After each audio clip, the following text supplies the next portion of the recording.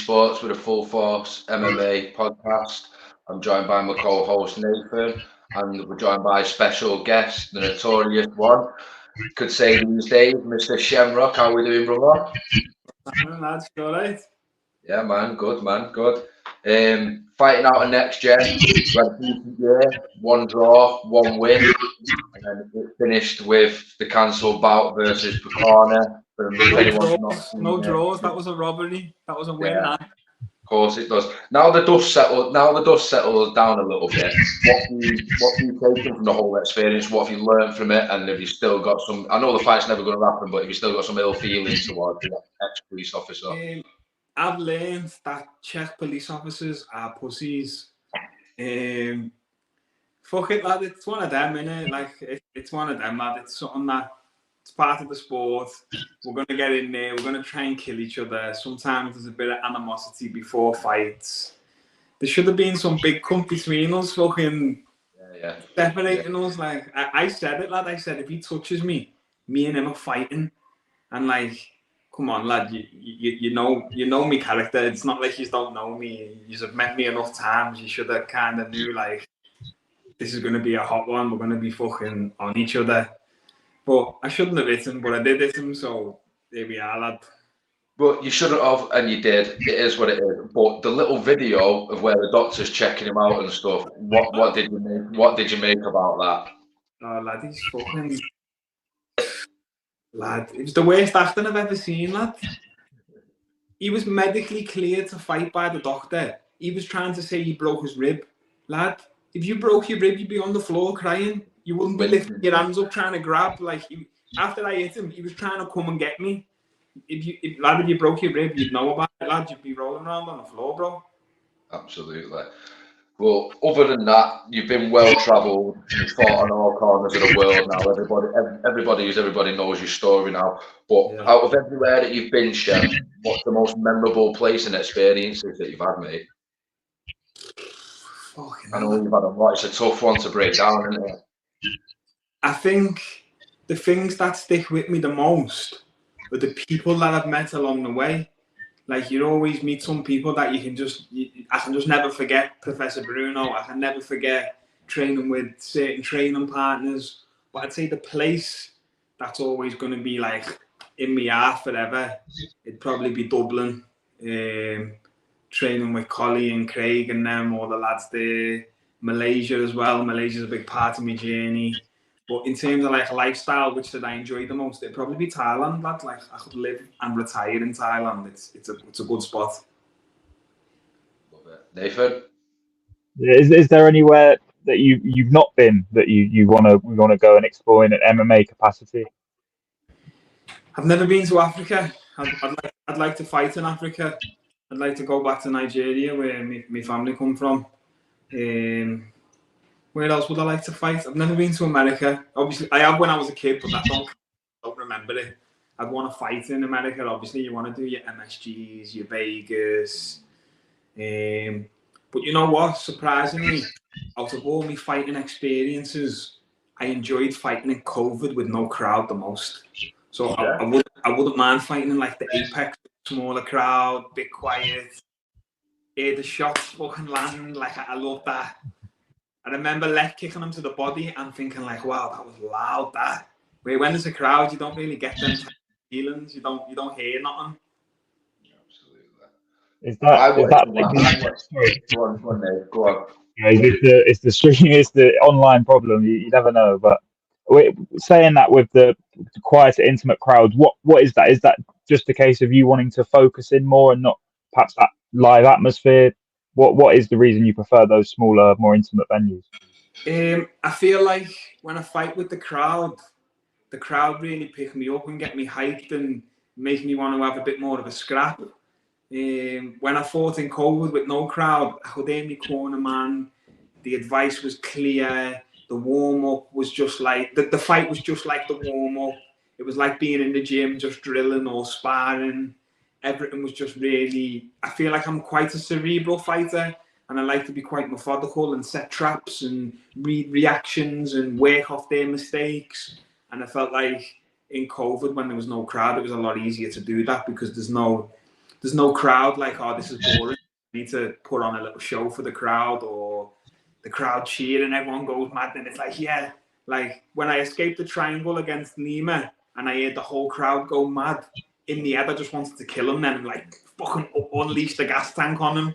When maybe if it was no crowd, you'd still be a bit more wits about you and try and think a bit more methodical. But I guess that's what makes fighting so fun, the adrenaline. But I also did like it in COVID with no crowd. But maybe if I fought every time with no crowd, I'd be begging for a crowd. So yeah, maybe, yeah. 1 minute. Yeah. Just to move away a little bit from the fighting for a minute. Go on. Mama Shem Rock scrans, they're becoming famous now, aren't they, brother? Come on, tell us a bit about them. I see them all the time all over Instagram. It's making me want to ask for an invite, brother. Lad, I put my dinners up all the time, lad, as you do, you know, just showing everyone what you're eating and that. And I get more messages for a scran post on my story than I do for the fight announcement. So many people are flooding, like, lad, let me come to yours, lad. When's your mum selling scrans? When this, when that? Adam Cullen from my gym, he's still asking me, like, lad, why aren't you inviting me to yours? When am I coming round to have some food? So it's getting to the point now where I'm getting that many messages and I'm getting hounded that much that we're just going to start selling the food, lad. I'd be stupid not to, innit? We see you on Uber Eats soon. Trust me, you will, lad. You see us with a little pop-up spot somewhere, lad. I love it. So, who have you had there? Because you've had Lewis and everyone there. And did the boys come over quite regular to get fed off your ma? Lad, my mum's feeding half the community. I can't help it, lad. After like fucking like even now, one of the lads that I trained with in Thailand, he's come over for a few days. He's going to train with us in Next Gen. And even he just had one of the scrans then, and he was like, lad, these are heavy, the portion was massive. People just love it, lad. It's like, you don't really, in this day and age, I feel like you don't really get many good food spots, and even when you do, the cutting corners, lad, with fucking cheap quality of ingredients, shit cooking oils, MSG, where everything my mum cooks, she's grown herself on her allotments. She's cooking with coconut oil, all the best ingredients. And it goes a long way, lad, when you can taste the difference. Of course it does. It's not just the homemade factor, it's the homegrown factor as well in your case. Brilliant. Lad. Nath. Yeah, so obviously you come out Next Gen. Is that almost a representation of how tight that gym is, that you're having people around for dinner, you're having all of that experience? Is that something that really elevates your gym, not just in the cage, but outside of it too? Put my foot in my mouth here a bit, because I'm still a few lads on the list who want to come over for a scran, lad. Oh, but yeah, it is like a real family environment, lad, and it's a real close knit gym, and everyone gets on with everyone. And there's, do you know what? You'd always go to a gym, and there's always that one dickhead, isn't there? And unless I'm that one dickhead, there isn't one here. Do you know what I mean?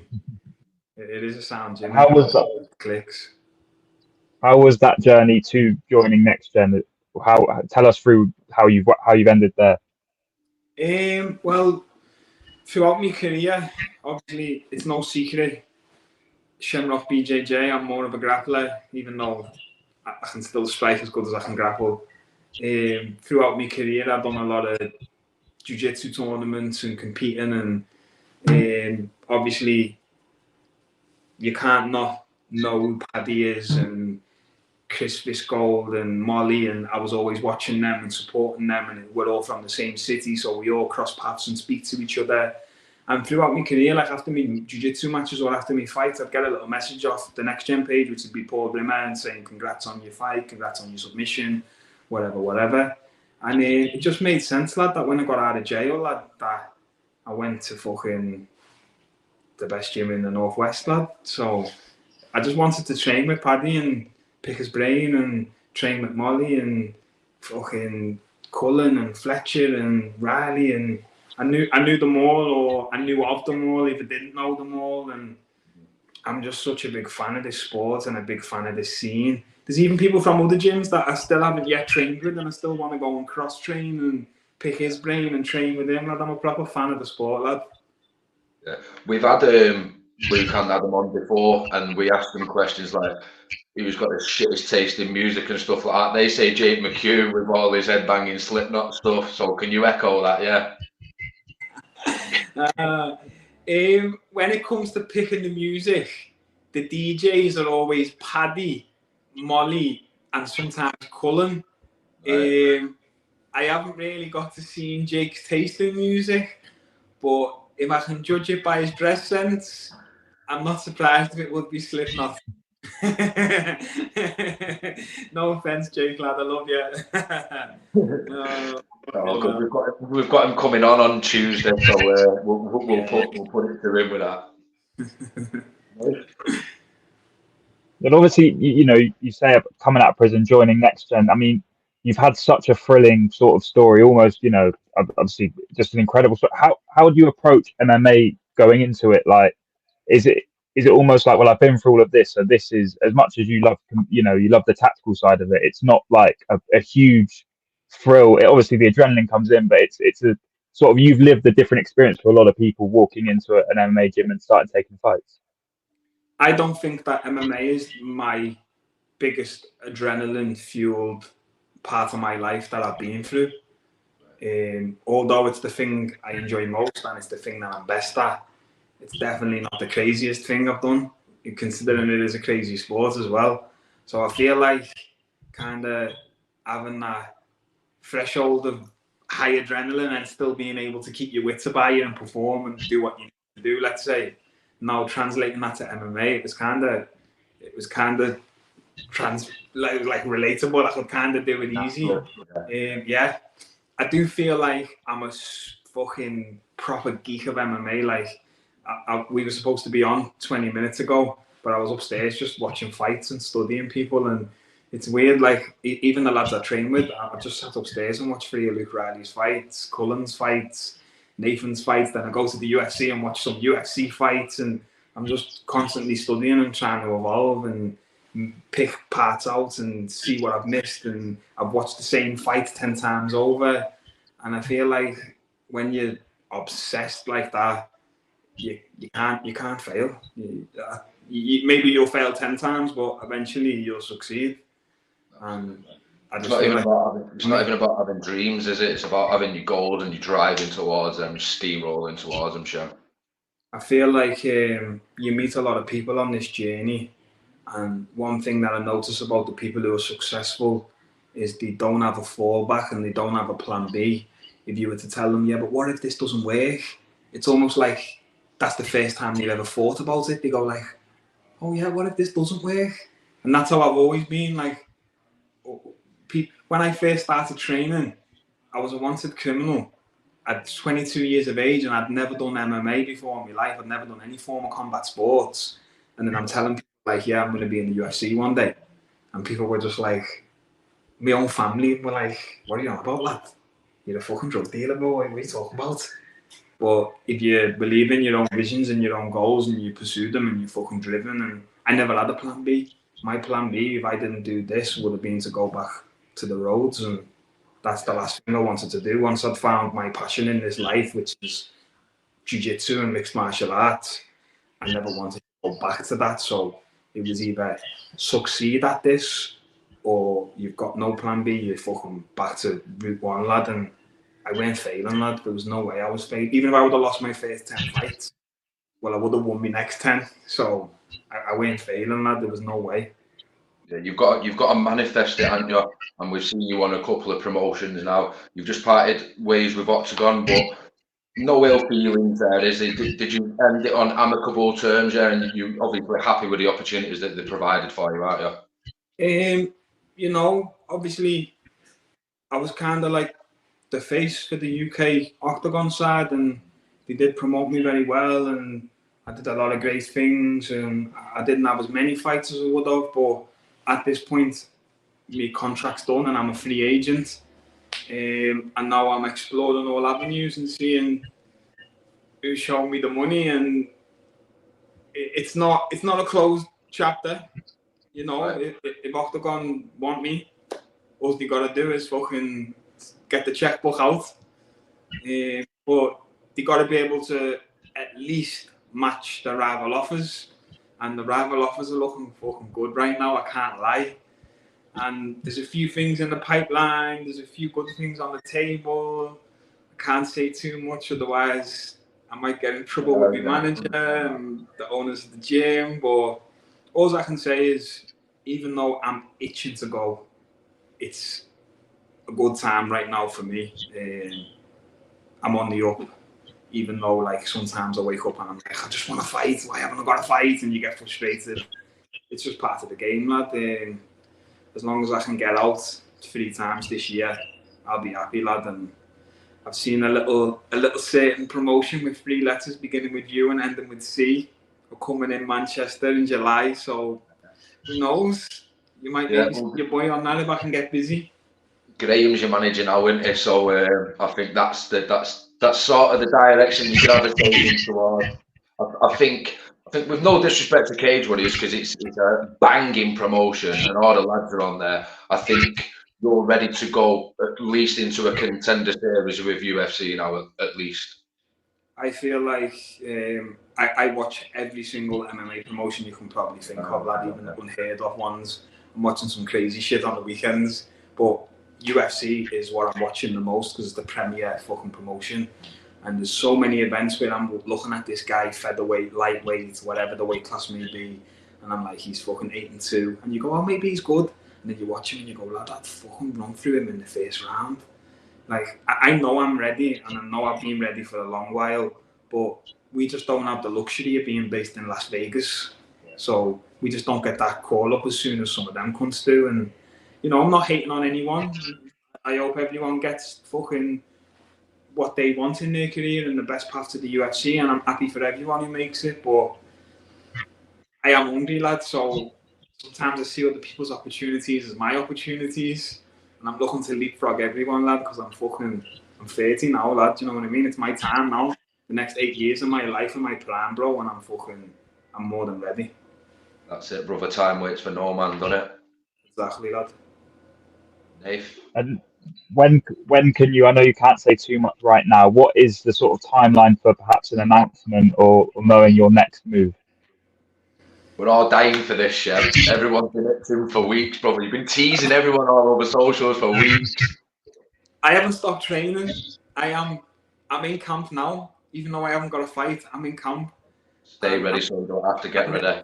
I'm ready to go February, March, and I do believe you will see me out in February, March. Brilliant. And just going back quickly to the way you look at fights, say you're a cerebral fighter, you know you're very tactical. You watch a lot of fights. Does that also come into how you analyze for an opponent? Do you watch a lot of their fights and sort of train that specific way, or are you someone that is looking to get better yourself and hope that it comes good in the fight? If I'm honest, I don't really like speaking about this stuff because I always fear you might hear it and might digress it and might use it to their advantage. But I'll speak on it a little bit. I do believe outside of camp is my time to improve my skill set, work on the holes in my game, work on getting better as a whole mixed martial artist. Then when I'm in camp, I switch the focus a little bit and I'm trying to work on my A game. I'm trying to work on what I'm good at. I'm trying to work on implementing my skill set on my opponent, but then I'm also working on the game plan for the fight. So let's say you're fighting a guy like Ryan Hall, you know he's going to do the Imanari roll, leg lock thing. So then you'd add that specifically into the camp, defend and all that type of stuff. But I also do believe it's not really my job to study my opponents. That's the job of my coaches, because they're much more experienced than I am in digressing opponents, studying fights, breaking them down. And they also watch me every day from the outside. So they see things that I do that I don't necessarily see it. So they see a different point of view than I do. So I kind of let them do their job, even though we do have our little back and forth of sharing knowledge over our opponents. But I don't study them too much because I don't like to get in my own head and now start worrying about what he's good at. Like, for instance, you fight at Alex Pereira and now you're thinking about the left hook the whole fight. Oh, when's he going to throw it? And now you don't really get going. So I don't like to study them too much. I like to let them study them and then follow the game plan according to the coaches. And I feel like Rimmer is also a very cerebral, very smart. He's been in the game for a long time and he's very good at seeing things. And even sometimes when we have our little back and forth speaking about, it might not even be my fight, it might be one of the other lads in the gym. I like to watch, like for instance, now Bonner is fighting in Octagon. I'll sit down and watch all of his opponent's fights and come in the next day and try and mimic him, so it helps me training partner. And maybe after the rounds, I'll speak to Bonner about what that guy, speak to Rimmer about what that guy does well. And he'll sometimes tell me something and I'll go, oh yeah, I didn't really notice that. Yeah. And it's good, lad, because you get like a different point of view from them. And it also makes me realise how knowledgeable they are, lad. Yeah. With the coaching, have you thought about dabbling into that more? You did a bit on the challenge series, didn't you? So are you getting more and more involved on the mats every day? Well, I do with think stuff like that, like the example you just made then with Matthew. I do think that in order to be the best I can be, I've got to be 2 feet in and I've got to be super selfish. But then once the training's done, I always share my knowledge with everyone on the mat and I go like, oh, this is what I felt like you should have done, or this is what you've done well, or this is what you maybe done wrong. I do definitely think being so obsessed with the sport, the day I retire from fighting, I have to stay in the sport or I'll just be super depressed. I do believe I will go on to coach. I do believe I'll go on to open my own gym and have my own school and have my own students. And it is a big dream of mine one day. I'd like to like maybe give back to my community and have maybe some type of centre where I can teach kids who can't really afford to train, or teach kids who school ain't really for them, or maybe they're involved in gang crime and they don't really know how to get out of it, or they just don't have an avenue for them, lad. And maybe like what I needed when I was a bit younger, I can give to the next generation. That'd be my dream after fighting. I like that. Dave? Is that part of the legacy you want to create, obviously through having a successful career in mixed martial arts, in being that sort of inspiration to other people who have perhaps walked in your path? Yeah, I believe like going back to that 2 feet in thing and being super selfish about my career, that ultimately, if I can have the best career I can possibly have, I can have the bigger platform to ultimately give back in the long run and be a bigger name and a bigger coach and attract more students and get more funding from the government or whatever it may be, whatever avenue I go down. No, and then also I do have to ask you, because your story is so unique. Shem Rock the film, who plays you? Oh, That's do you know a what I tough get? one. Do you know what I get all the time, lad? Especially now I've got this. I get him, your man from Prison Break. What's his name? Okay. Wentworth Miller. Yeah. I get him a little bit, but I don't want him playing me, lad. I want someone better than that, don't I? Fuck it. It has to be a sexy bastard, because come on, look at me, lads. Do you know what I'm saying?